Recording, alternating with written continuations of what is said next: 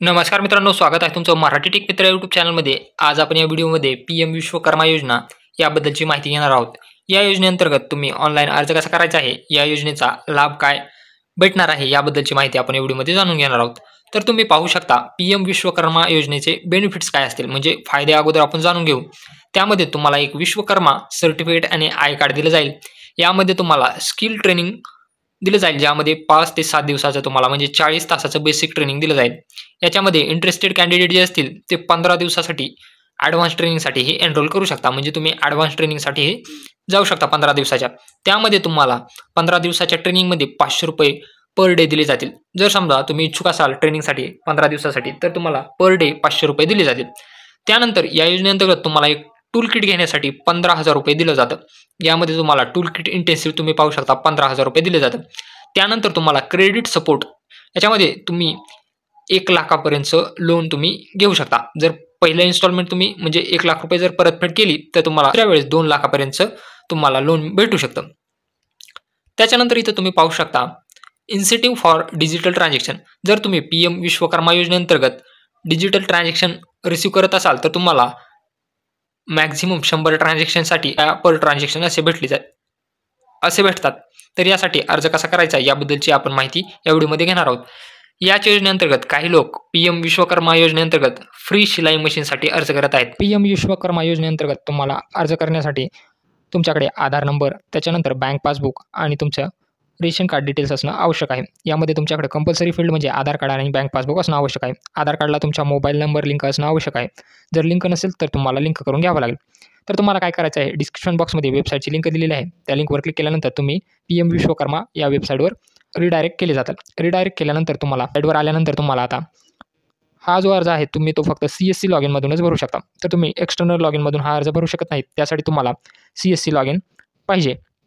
तर या वेबसाईटवर आल्यानंतर तुम्हाला काय करायचं आहे, इथं राईट साईडला लॉग इन या ऑप्शनवर क्लिक करायचं आहे. त्याच्यानंतर CSC लॉग इनवर क्लिक करून CSC रजिस्टर आर्टिशियन यावर क्लिक करायचं आहे.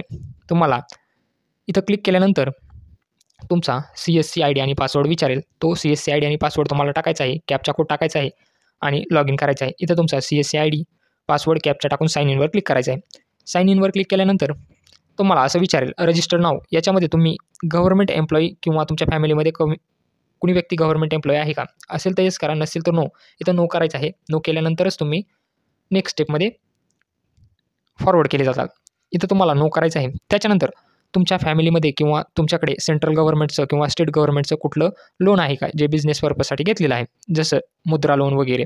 तर याच्यामध्ये तुम्हाला काय करायचं आहे, नो सिलेक्ट करायचं आहे.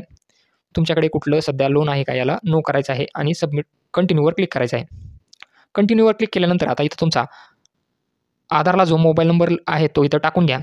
जो आधारला मोबाईल नंबर लिंक आहे तो इथं टाकून घ्यायचा आहे. 12 डिजिटचा तुमचा आधार नंबर टाकून घ्यायचा आहे. कॅप्चा कोड टाकायचा आहे आणि कंटिन्यूवर क्लिक करायचा आहे. आता तुमच्या आधारला जो मोबाईल नंबर लिंक आहे त्यावर OTP पाठवला आहे. तो OTP तुम्हाला 6 डिजिटचा इथं टाकून घ्यायचा आहे आणि कंटिन्यूवर क्लिक करायचं आहे. OTP टाकून झाल्यानंतर तुम्हाला कंटिन्यूवर क्लिक केल्यानंतर त्याच्यानंतर तुम्हाला आधार व्हेरिफिकेशन करावं लागेल. OTP टाकून झाल्यानंतर आता बायोमेट्रिक्सनं त्या व्यक्तीचं तुम्हाला आधार व्हेरिफिकेशन करून घ्यायचं आहे. इथं टिक मार्क करायचं आहे आणि व्हेरीफाय बायोमेट्रिक्सला क्लिक करायचं आहे.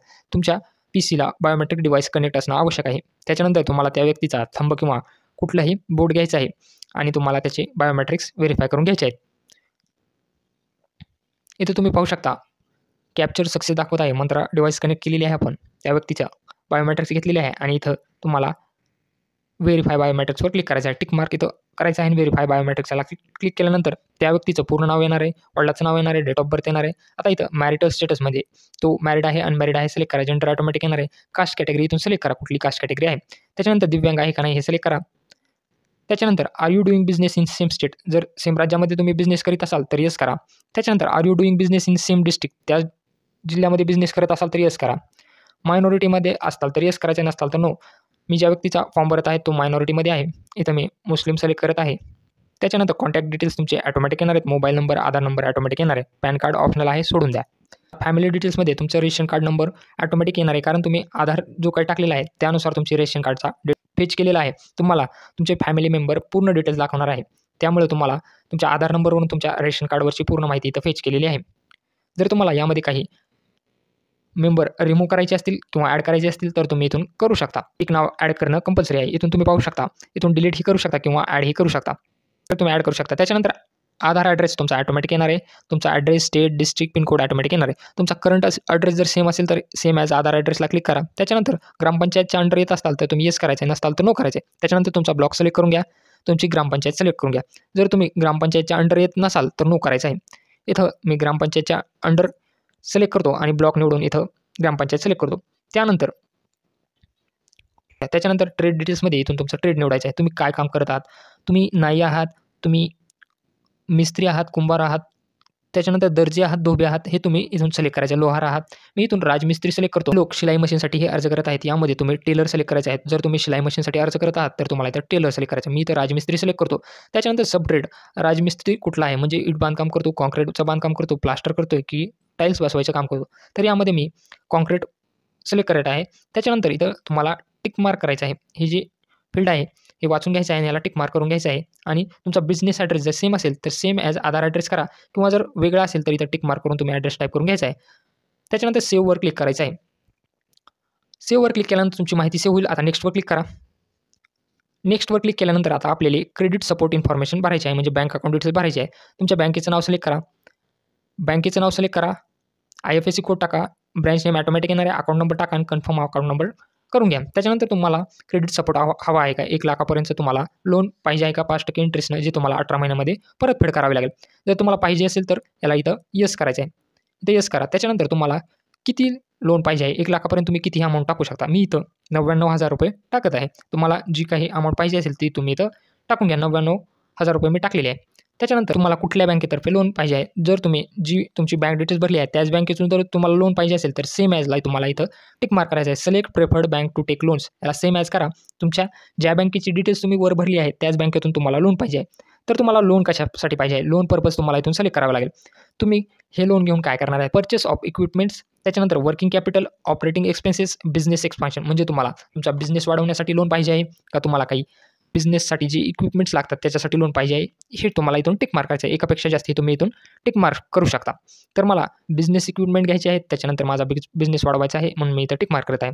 त्याच्यानंतर एक्झिस्टिंग लोन आहे का, ते ऑप्शनल आहे, तुम्ही सोडून द्या. त्याच्यानंतर डिजिटल इन्सेंटिव्ह डिझेल, जर तुम्हाला याच्यामध्ये UPI IDने तुम्ही पेमेंट स्वीकारत असाल तर त्याला येस करायचं आहे, नसेल तर तुम्ही याला सोडून हे देऊ शकता. माहिती भरून घेतल्यानंतर डिटेल्स सेव्ह होईल आणि नेक्स्टवर क्लिक करायचं आहे. आता तुम्हाला स्किल्स ट्रेनिंग 3 नंबरची स्टेप आहे. तुम्हाला बेसिक 5 दिवसाचं स्किल ट्रेनिंग दिलं जाईल. त्यानंतर ॲडव्हान्स ट्रेनिंग घ्यायचं असेल तर तुम्हाला 15 दिवसाचं स्किल ट्रेनिंग दिलं जाईल. त्यासाठी तुम्हाला टूल किटसाठी 15,000 रुपयाचं एक कुपन हे दिलं जाईल. तर मार्केटिंग सपोर्ट पाहिजे असेल हे तुम्ही इथून टिक मार्क करू शकता. जर तुम्हाला मार्केटिंग सपोर्ट पाहिजे नसेल तर तुम्ही हे सोडून द्यायचं आहे. तुम्ही हे वाचून घ्या. जर तुम्हाला कुठलं तुम्हाला लागू होत असेल तर टिक मार्क करा, अन्यथा हे सोडून द्या तुम्ही.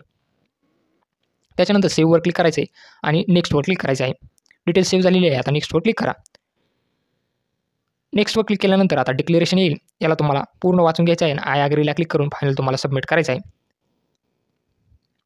फायनल सबमिटला क्लिक केल्यानंतर तुमचं ॲप्लिकेशन नंबर तुम्हाला इथून दिसेल. ॲप्लिकेशन सबमिट झालेला आहे. हा ॲप्लिकेशन नंबर नोट करून घ्या किंवा याची प्रिंटआउट काढून घ्या आणि याला डनवर क्लिक करा.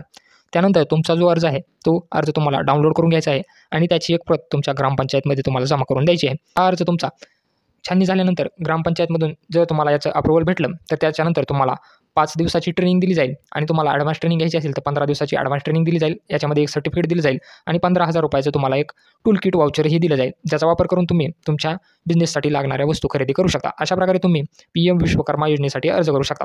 जर व्हिडिओ आवडला असेल तर चॅनलला नक्की सबस्क्राईब करा आणि बेल आयकॉनला प्रेस करायला विसरू नका. यामध्ये तुम्हाला काही अडचणीत असल्यास कमेंट बॉक्समध्ये ते तुम्ही नक्की विचारू शकता. विश्वकर्मा योजनेमध्ये तुम्हाला सुरुवातीला ट्रेनिंग दिलं जाईल, 5 दिवसाचं बेसिक ट्रेनिंग दिलं जाईल. त्यानंतर ॲडव्हान्स ट्रेनिंग जर पाहिजे असेल तर तुम्हाला 15 दिवसाचं ॲडव्हान्स ट्रेनिंग दिलं जातं. त्यानंतर तुम्हाला एक सर्टिफिकेट आणि आय कार्ड दिलं जातं की तुम्ही विश्वकर्मा योजनेअंतर्गत काम केलं आहे किंवा तुम्ही विश्वकर्मा बनलेले आहेत म्हणून. त्याच्यानंतर तुम्ही याच्यामध्ये तुम्हाला एक 15,000 रुपयाचं टूल किट वाउचर दिलं जातं, ज्याचा वापर करून तुम्ही तुमच्या बिझनेससाठी लागणाऱ्या वेगवेगळ्या वस्तू खरेदी करू शकता किंवा त्याचा उपयोग करून तुमचा बिझनेस वाढवू शकता. त्यानंतर ही सर्व प्रोसिजर झाल्यानंतर तुम्ही बँकेमध्येही जाऊन याच्यासाठी तुमचं PM विश्वकर्माचं सर्टिफिकेट आय कार्ड घेऊन तुम्ही याच्यासाठी लोनसाठीही अप्लाय करू शकता. यामध्ये तुम्हाला काही अडचण येत असल्यास कमेंट बॉक्समध्ये नक्की विचारा. व्हिडिओ